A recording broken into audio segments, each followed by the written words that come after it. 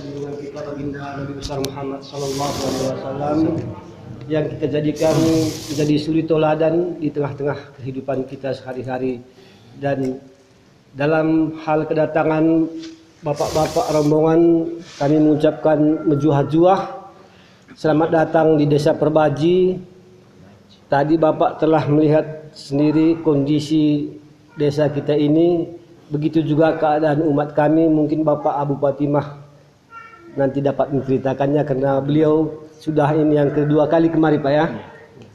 Jadi untuk mempersingkat waktu, karena rombongan Bapak ini masih ada lagi acara, maka kita mulai saja acara. Untuk itu kami persilakan kepada Bapak Ustadz kita yang datang dari Malang ini untuk memberikan tausiah agar kita umat Islam di desa ini tabah dan tegar menghadapi musibah ini, dan insya Allah dalam melaksanakan ibadah puasa nanti kita dalam keadaan yang suci dan tetap takwa kepada Allah Subhanahu wa taala.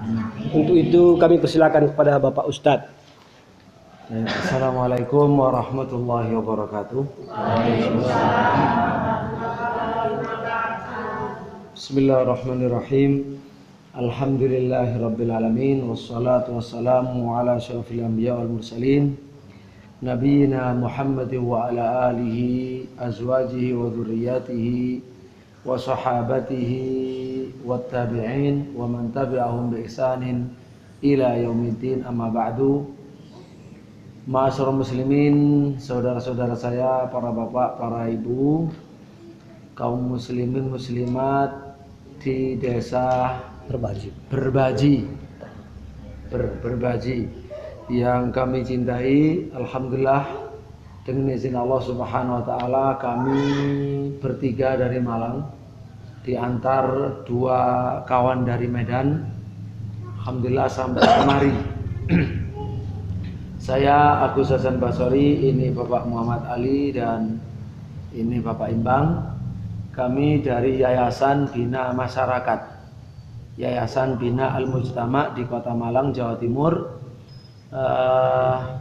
Alhamdulillah kami bergerak di bidang pendidikan, dakwah dan sosial. Kita punya masjid seperti Bapak Ibu sekalian, kemudian punya majalah, punya penerbitan buku-buku, kemudian punya sekolah, punya pesantren, dan lain sebagainya dari sarana-sarana untuk pendidikan dan untuk dakwah serta sosial. Alhamdulillah, ini rangkaian kami dari safari untuk membantu saudara-saudara muslim kita yang lebih sengsara daripada Bapak Ibu sekalian, yaitu bangsa Muslim Rohingya. Bangsa Muslim Rohingya, sedikit saja biar Bapak Ibu semakin bisa sabar. Beliau itu dari tanah air mereka, bukan Myanmar, bukan Burma, dari tanah air mereka yang namanya Arakan. Arakan ini dijajah oleh Burma, dicaplok oleh Burma, dijajah, orangnya dijadikan budak, dibunuh, disiksa, sudahlah segala bentuk kejahatan. Penjajahan itu cukup lama. Kalau kita dijajah oleh Belanda 3,5 abad, mereka memang tidak sepanjang kita. Dijajah sudah berumur 231 tahun, tetapi kesengsaraannya melebihi kita. Mereka itu dijajah, tidak diakui sebagai warga negara, tidak punya KTP, tidak punya paspor, tidak bisa kemana-mana. Negaranya berbatasan dengan Burma, dengan Bangladesh dan laut, sehingga ke Burma tidak bisa, dibunuh, ke Bangladesh sudah dilarang. Akhirnya ke laut, mati. Yang nyampe ke sini hanya 10%. Jadi mereka itu bangsa kita, saudara muslim, yang jauh lebih parah. Oleh karena itulah Bapak Ibu harus melihat apa yang menimpa Bapak Ibu, meskipun sepertinya berat, tapi kalau dibanding dengan yang lain, ini adalah tidak seberapa. Jadi masih kita bisa bilang alhamdulillah. Kita punya negara yang aman, punya saudara yang banyak, bebas kemana-mana dan seterusnya ya. Jadi rangkaian kami dalam perjalanan sudah 2 hari ini hari ketiga. Alhamdulillah ya kita bisa menebalkan iman kita, kesabaran kita setelah melihat saudara-saudara kita itu. Maka saya berharap juga demikian. Dan Bapak Ibu sekalian yang saya cintai, yang kami cintai, mohon maaf sebelumnya demi kekhusyuan kita, keikhlasan kita kepada Allah dan penghormatan kita kepada Masjid Allah. Saya dengan hormat mohon maaf, mohon kepada saudara-saudara saya, bapak saya yang sedang merokok untuk tidak merokok di masjid. Mohon, jazakumullah khairan, saya terima kasih sekali karena Masjid Allah ini memang disunahkannya membawa minyak wangi, bukan membawa yang lain. Yang berbau, mohon maaf saya cerita, sesuatu yang berkhasiat besar manfaatnya seperti bawang itu besar manfaatnya. Tapi karena dan sangat halal, ketika itu mengandung bau, Nabi melarang. Bahkan beliau mengatakan siapa yang memakan bawang ini jangan mendekat ke masjid kami. Nah seperti itu. Jadi mohon kiranya bisa memaklumi apa yang saya sampaikan. Ini semuanya adalah demi kedekatan kita kepada Allah, demi kasih sayang kita sesama. Jadi saya betul-betul mohon kerelaannya kepada saudara saya, bapak saya, mohon jangan sakit hati. Anggaplah ini alhamdulillah nasihat dari saudara yang jauh yang sedang datang. Dan kebetulan alhamdulillah saya pimpinan pondok pesantren ya. Saya pimpinan pondok pesantren yang mencetak kader-kader para ustadz, para dai. Namanya Pesantren Tinggi Al-Aimah. Dan kita punya radionya bisa sampai kemari. Melalui streaming bisa sampai di sini ya, dari Malang dan bisa dari mana saja di dunia ini. Insya Allah kita juga punya TV streaming yang bisa diakses lewat internet ya, bagi yang punya internet.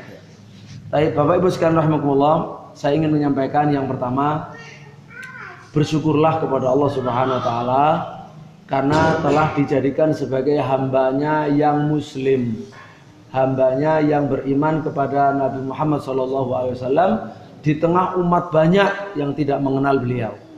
Beliau wa ma arsalnaka ila rahmatan lil alamin.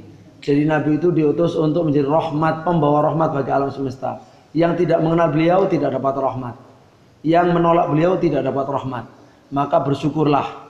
Karena bagaimanapun kondisi kita, meskipun mungkin keislamannya tidak seperti para ulama dan para sahabat, tapi kita sudah dipilih oleh Allah ya? Karena kita sudah menjadi umat pilihan.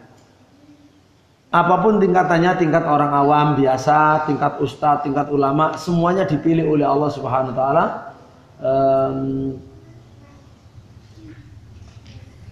Wa awrathnal kitab alladzina astafaina min ibadina faminhum zalimun li nafsihi wa minhum muqtasid wa minhum sabiqum bil khairat. Kami telah mewariskan Al-Qur'an untuk hamba yang sudah kami pilih. Di antara mereka ada yang zalim, banyak kesalahannya. Ada yang muqtasid, sedang-sedang, yang amal ibadahnya dijaga, kemudian tetapi sunnahnya nggak banyak, tapi yang haram dijaga, itu orang tengah-tengah. Wa minhum sabiqumul khairat, dan ada yang paling depan dalam kebaikan, yaitu yang wajib dilaksanakan, yang sunnah banyak, yang haram dijauhi, yang makruh dijauhi. Ini orang yang terdepan ya. Jadi siapapun kita sudah berada di jalan yang benar, berbahagia kepada Allah. Sementara kalau selain kita, selain orang Islam, Allah telah menyatakan wa may yabtaghi ghairal islami dina fala yuqbala minhu wa huwa fil akhirati minal khasirin.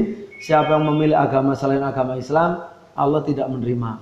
Dulu sebelum Nabi Muhammad SAW, semua agama yang dibawa Nabi diterima.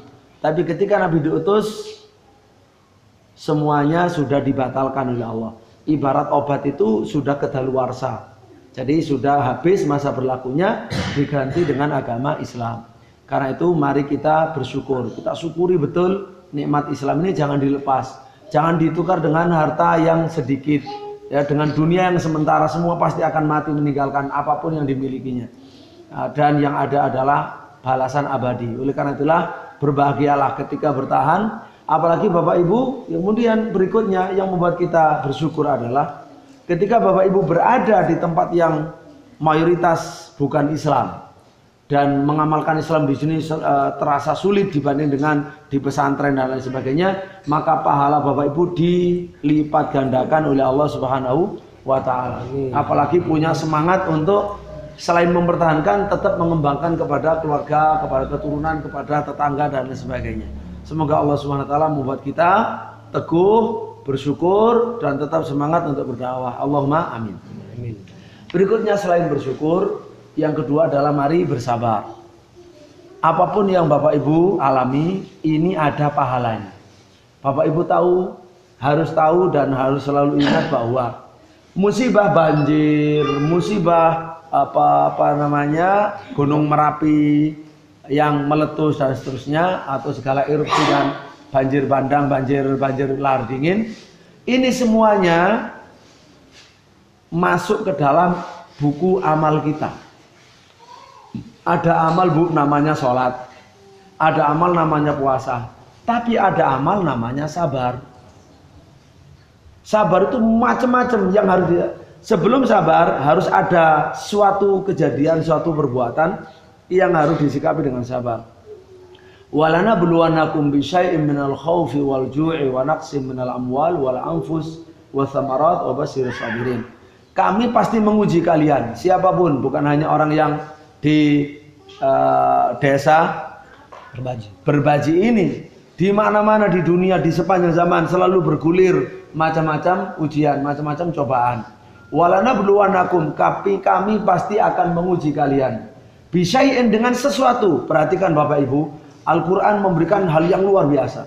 Bisyai'in, dengan sedikit minal khaufi, dari rasa takut. Bapak Ibu ketika ada Gunung Merapi pernah merasa takut?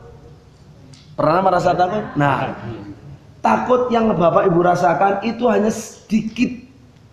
Allah tidak memberi rasa takut semuanya. Karena kalau semua diberi rasa takut, semuanya akan hancur kita. Allah hanya menguji sedikit. Kalau Bapak Ibu berumur 60 tahun, berapa kali ini meletus yang Ibu alami? Iya, nggak segera lagi. Berapa? Letusannya nggak segera lagi. Sekali ini apanya? Yang paling besar baru kali ini, yang paling lama. Iya. Sebelum yang ini kira-kira artinya mengalami 2 kali, 3 kali, 4 kali? Belum pernah kan? 2010 hanya sekali saja kan? Sekali cuma beruntun ya. Kalau kita umur 60 tahun, 50 tahun, dari 50 tahun itu kita aman. Hanya dalam 2 tahun terakhir ada ujian sedikit. Kalau kita ingat nikmat Allah itu sangat banyak. Dan memang ibu-ibu sekalian, Bapak Ibu, ini keadilan karena gunungnya subur. Ya memang kadang ya itu meletus. Nanti setelah itu dia dingin, kemudian subur luar biasa. Tapi kalau tidak ingin letusan, tinggal di gunung yang gersang, tapi gersang, tidak ada letusan, tapi tidak ada subur. Jadi kalau kita mau berpikir ini keadilan Allah, kita wajib bersabar. Jadi ini pun sedikit dari ujian Allah. Bisyai'in, dengan sedikit minal khauf, dari rasa takut. Walju, rasa lapar. Pernah Bapak Ibu ketika mengalami begini lapar, ya.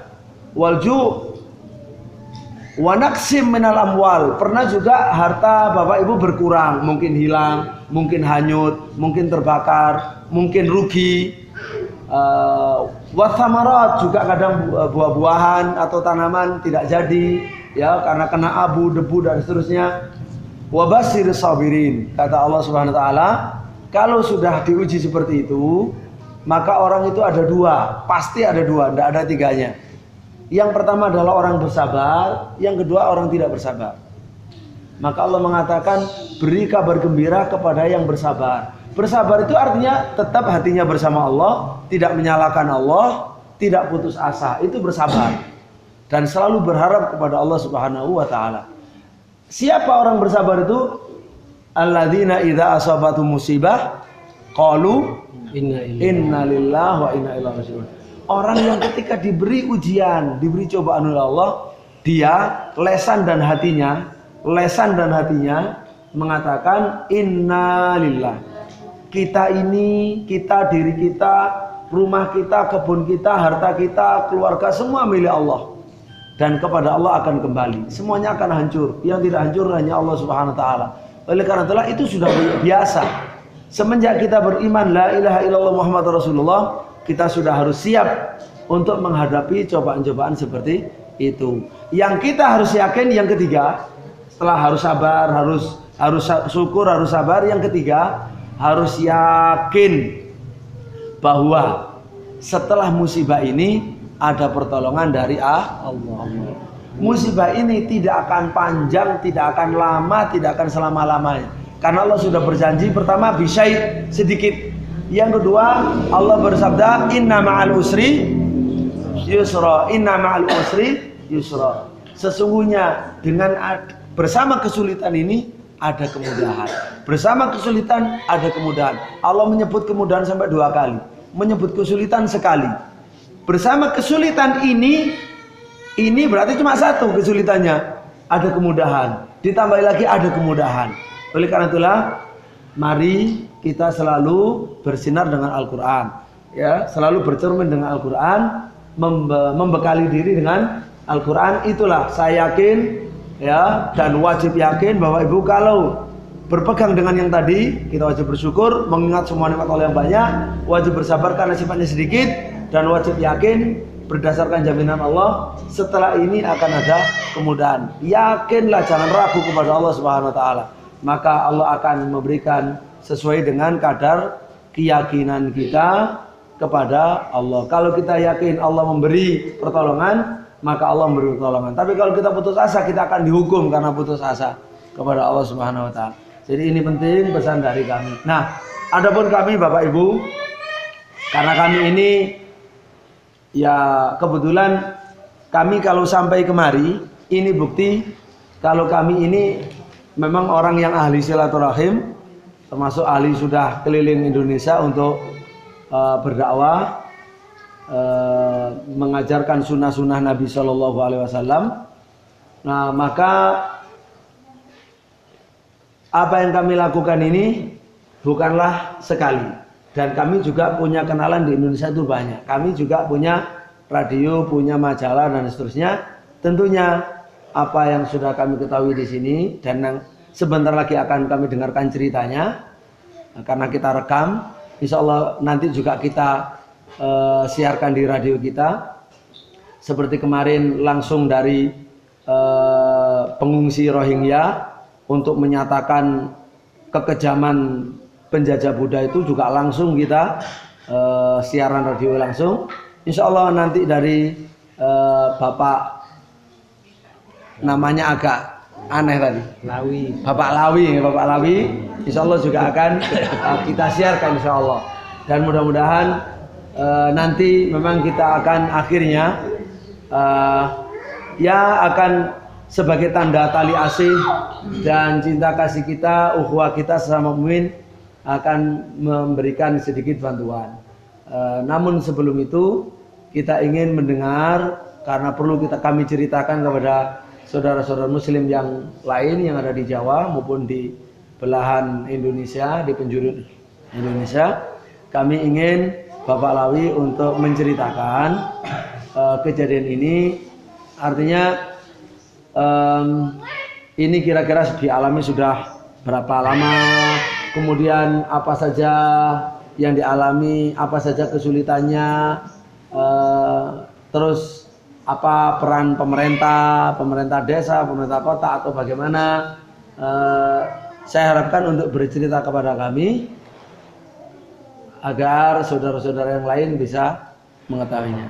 Ayo, tafadhal Lawi. Assalamualaikum warahmatullahi taala wabarakatuh.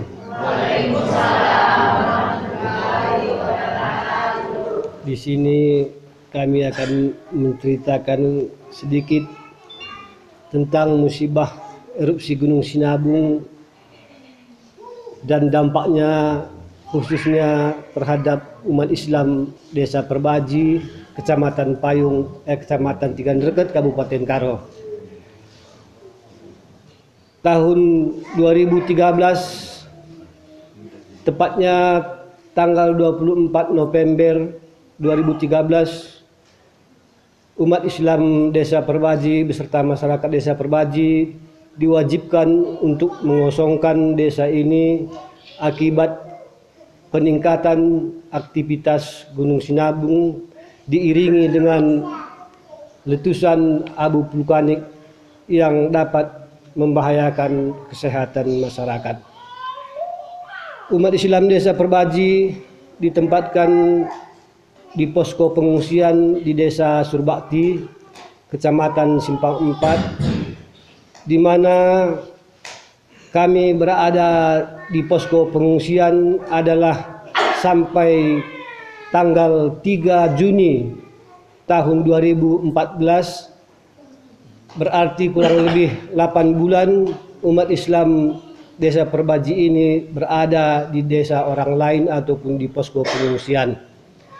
Tepat tanggal 3 Juni 2014, walaupun sebenarnya dengan hati yang sangat berat, tapi karena anjuran pemerintah, kami diwajibkan untuk kembali ke desa. Padahal pada saat itu erupsi Gunung Sinabung masih dalam status siaga ataupun keadaan kondisi desa ini kami dapati sepulangnya dari pengungsian begitu sangat banyak kerusakan. Untuk desa kita ini, termasuk masjid kita ini, selama kami tinggalkan di pengungsian, seluruh seng 100% hancur. Dampak daripada seng tersebut karena hampir 8 bulan kami tinggalkan, asbes kita pun 50% mengalami kerusakan yang sampai hari ini belum dapat kita ganti.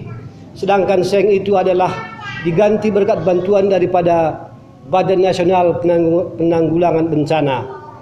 Begitupun seng yang kami dapatkan sebagai ganti ini sebenarnya kualitasnya tidak sesuai dengan alam yang ada di sekitar Gunung Sinabung, karena seng ini sebenarnya tidak tahan terhadap abu vulkanik, sehingga belum sampai 1 tahun kita pakai seng ini, saat ini pun sudah mulai bocor-bocor. Tanda-tanda daripada seng ini asal sudah dia karatan, itu berarti akan menjadi keropos dan hancur seperti kerupuk. Jadi masjid kita ini mudah-mudahan masih dapat bertahan selama bulan suci Ramadan ini, karena kami khawatir karena sudah mulai berkarat dan sudah ada bocor di sana sini, dan mudah-mudahan nanti menjadi satu pemikiran ataupun pertimbangan bagi Bapak yang datang dari Malang bagaimana nanti kita bikin jalan keluarnya. Karena kalau kita harapkan di desa ini swadaya kami sudah tidak ada, kemampuan kami, pergaulan kami pun tidak ada keluar, kami tidak ada kenal umat Islam yang lain. Walaupun dikatakan umat Islam itu bersaudara, tapi ternyata baru bapak inilah yang dari Jawa sampai kemari, sedangkan dari Medan pun baru beberapa rombongan lah, termasuk rombongan dari Bapak Abu Fatimah dan Abu Umair. Dampak daripada abu vulkanik ini sangatlah merugikan bagi kami, Pak. Sampai hari ini hasil panen kami yang selama ini dengan mengandalkan tanaman tua ataupun dalam hal ini coklat dan kopi, sampai hari ini belum dapat menghasilkan sebagaimana dahulunya. Dan Bapak datang kemari mungkin merasa kami ini berbohong, karena Bapak lihat ini daun-daunan sudah pada hijau semua. Hal ini baru berlangsung hanya sekitar 1 bulan ini, Pak. Selama ini daun ubi pun masyarakat desa kita ini sudah mendatangkannya dari luar. Daun ubi pun warnanya sudah putih semua, keriting, dampak daripada abu vulkanik. Jadi kerugian yang sangat fatal dari segi ekonomi sebenarnya adalah dampak daripada abu vulkanik Gunung Sinabung ini. Bukan hanya tanaman-tanaman saja yang mengalami kerusakan, tapi untuk memenuhi hidupan kami, aktivis-aktivis masjid yang biasa sholat ke masjid pun belakangan ini mau tidak mau harus jarang datang ke masjid karena mencari upahan ke desa orang lain dengan jarak tempuh 1 sampai 2 jam sebagai buruh. Itulah untuk menghidupi kami di desa ini. Kalau bantuan dari pemerintah untuk tahun 2015 ini baru sekali kami mendapat bantuan dari pemerintah, Pak. Selama tahun 2015 yang sudah berjalan hampir 6 bulan ini, baru sekali kami mendapat bantuan pemerintah berupa beras bulog 15 kilo per kepala keluarga. Inilah, mudah-mudahan umat Islam di luar Tanah Karo ini mendengarkan keluhan umat Islam, bukan hanya saja di desa Perbaji ini, Pak. Di desa Perbaji ini masih agak lumayan perimbangan antara umat Islam dan non-muslimnya masih 50-50. Ada lagi nanti desa-desa kita macam desa Mardingding yang berpenduduk 300 kepala keluarga lebih, umat Islamnya di sana hanya 40 kepala keluarga. Di desa Selandi Lama hampir 150 kepala rumah tangga, umat Islamnya di sana hanya 30 kepala keluarga. Jadi kadang-kadang makanya kami merasa sendiri, Pak, karena umat-umat yang lain itu mereka banyak yang mengunjungi, sedangkan kami umat Islam yang ada di lereng Gunung Sinabung ini, mungkin karena informasi komunikasi kita tadi agak mandek, mungkin saja orang luar sana menganggap di Tanah Karo ini nggak ada umat Islam sama sekali, orang Batak mungkin mereka menganggap asal orang Batak itu non Muslim, padahal di lereng Gunung Sinabung ini sampai ke daerah Kawarsana yang terdampak erupsi Gunung Sinabung banyak umat Muslimnya, Pak. Jadi itulah harapan kami kepada Bapak untuk menyebarluaskan keadaan umat Islam khususnya desa Perbaji ini. Kami sendiri pun sebenarnya bingung bagaimana kami ini kok bisa hidup tanpa penghasilan, dan bantuan pemerintah pun sangatlah minim. Tapi itulah barangkali rahasia ilahi, kemurahan Allah. Memang tetap saja ada jalan keluar dalam musibah ini. Kadang-kadang kami dibantu sama keluarga, kadang-kadang kami dibantu sama orang-orang gereja sana, Pak. Karena di desa kita ini memang kita ini semua adalah satu keturunan ataupun satu keluarga, cuman berbeda agama. Jadi begitulah silaturahmi yang minim yang dialami umat Islam di lereng Gunung Sinabung ini. Jadi kalau seandainya barangkali umat Islam di Jawa sana tahu keadaan kami, bagaimana kami merasa ketakutannya apabila terjadi letusan yang begitu dahsyat diiringi dengan larva pijarnya yang melebihi daripada suara halilintar, Pak. Jarak pandang kita apabila terjadi hujan lumpur itu, hujan abu, antara aku dengan Bapak Ustadz tidak kelihatan. Kita keluar rumah harus pakai payung, pakai kacamata, pakai masker. Bagaimana kita mau berusaha? Tapi itu pun dipaksakan juga oleh pemerintah untuk kembali ke desa, dan memang kami juga memang lebih mencintai desa kita ini daripada desa orang lain. Sepahit apapun keadaan di sini, memang inilah tempat kelahiran dan tempat kami dibesarkan. Lebih enak rasanya walaupun menderita di desa ini. Mudah-mudahan dengan pertemuan ini, Pak, Bapak-bapak khususnya yang dari Jawa, tolonglah informasikan keadaan kami. Sesungguhnya pencaharian kami tidak mencukupi daripada kebutuhan. Kalau dengan kata lain, kami ini sudah boleh dikategorikan sebagai orang miskin semua umat Islam di desa Perbaje ini, kecuali 1-2 orang yang pegawai negeri dan yang menerima pensiunan pejuang kemerdekaan atau veteran. Kalau yang lain boleh dikatakan sudah miskin kami semuanya, Pak. Jadi mudah-mudahan sepulangnya nanti Bapak dari desa Perbaji ini dapat menginformasikan kepada saudara-saudara kita, barangkali di luar sana masih ada yang terketuk hatinya karena selama ini memang karena tidak tahu ada umat Islam yang menderita di sini sehingga tidak sampai kemari membantu kami baik dari segi materi maupun bimbingan-bimbingan berupa tausiah-tausiah seperti yang Bapak Ustadz tadi berikan, khususnya dalam menghadapi bulan suci Ramadan ini. Kalau memang ada Pak dari Malang di sini, Ustadz kita pun nggak ada Pak. Makanya imamnya pun kami di sini asal daripada tidak dilaksanakan saja. Ibu-ibu pun berkat dari anjuran Bapak Abu Umair mulai belajar Iqra. Ini baru mulai belajar Iqra ada sekitar 30 orang ibu-ibu kita Pak. Karena memang kami di sini jauh tertinggal dibandingkan umat Islam di luar sana, khususnya di Pulau Jawa sana. Kalau memungkinkan nanti Pak, tolonglah tempatkan di sini relawanlah katakan dai untuk mengisi imam taraweh kami selama bulan suci Ramadan ini. Itu salah satu permintaan kami kepada Bapak rombongan baik yang dari Medan maupun yang dari Balang. Jadi pulang dari sini nanti kami tidak dapat memberikan oleh-oleh apapun Pak, karena hasil pertanian yang selama ini kami andalkan di desa ini sama sekali belum menghasilkan. Baru sekarang inilah mulai agak nampak kelihatan masih ada harapan sedikit, sudah mulai ada mutik-mutik daripada kopi dan daun-daunan pun sudah mulai hijau, daun ubi pun sudah bisa kami petik dari ladang. Jadi mudah-mudahan Bapak nanti sampai ke tempat tujuan dalam lindungan Allah Subhanahu wa taala, menjuah-juah sampai ke alamatnya. Kami pun umat Islam di desa Perbaji ini Bapak tinggalkan hendaknya tetap tegar berpegang teguh kepada ajaran agama Islam.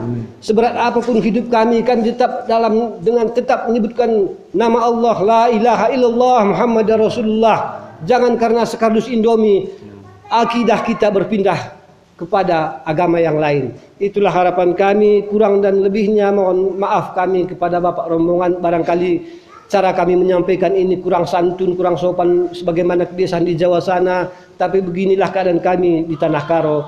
Wabillahi taufiq wal hidayah. Assalamualaikum warahmatullahi wabarakatuh. Waalaikumsalam.